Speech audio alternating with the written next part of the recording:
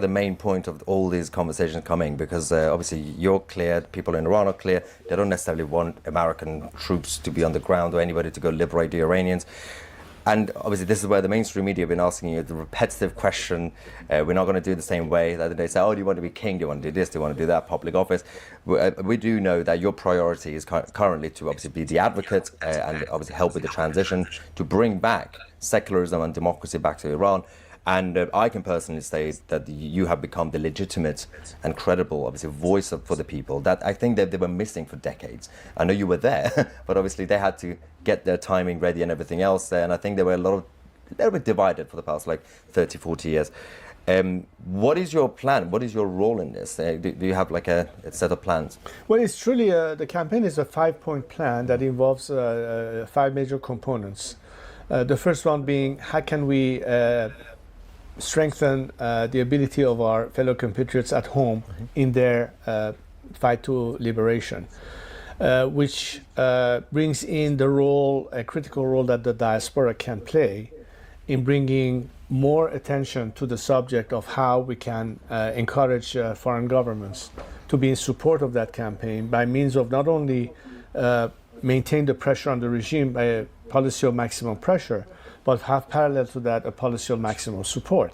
And the diaspora can play a great role having influence on legislators and decision makers in their respective countries in where the Iranians in England with the British government or in Germany and so on and so forth.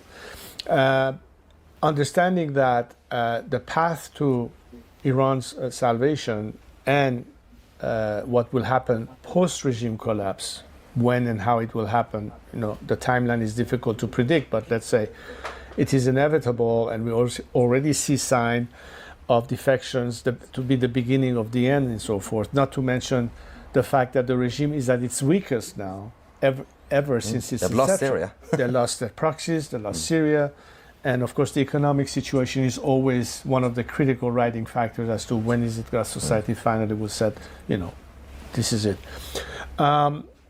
So the second aspect is to, again, in terms of calling upon Western governments, particularly the European governments, who I believe are behind the curve as far as where the Iranian people are, and are still in the mindset of status quo negotiation as opposed to let's move to the ultimate solution, to convince them that this is the better approach because that other approach has failed and time is of the essence.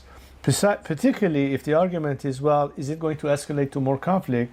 Well, it's precisely for that reason that before we get to that point, we now have a window of opportunity, which is unique, and we should utilize that window of opportunity, not only to avoid an escalation of conflict, but to have a resolution to what is the ultimate solution, which is change of regime in Iran. And the fourth component of this is that based on that, it will create more division within the regime. It will maximize defections from the regime.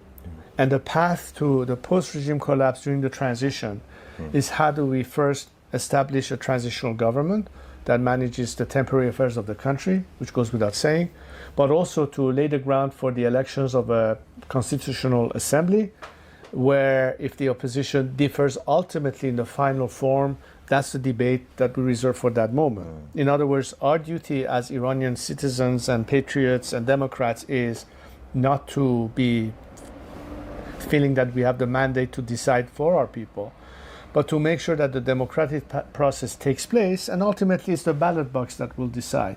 The important thing and the basis of this campaign of rallying the troops and orchestrating a coalition of the willing is the fact that it's based on the premise of understanding the minimal requirements of agreeing on certain principles that are, I think, critical in the sense of the national outlook. It's Iran's territorial integrity, the importance of a secular democratic system, meaning the separation of church and state as a prerequisite to democracy, which is non-negotiable.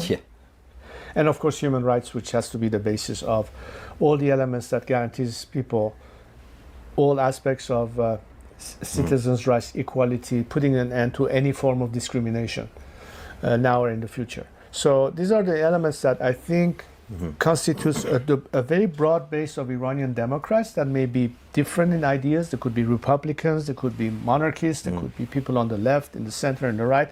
But I think that's the basic premise of where we can say this is what is the operating principles that we can work together on, and invite those who are now peeling away from the regime, joining with us from yesteryear's reformists that are now disillusioned and want to work past the regime. And that's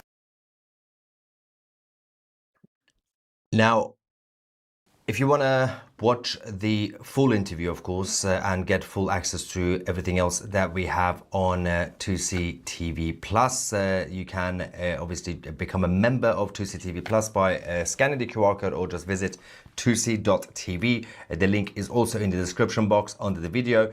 And become a member today, and of course you can watch the whole thing with the Crown Prince and all our documentaries, especially the latest one, October 7th, Beyond Survival. We've also released a number of a range of new interviews with Israelis from the government and also the Israeli media and everybody else when we went to the land of the Jews. So while that is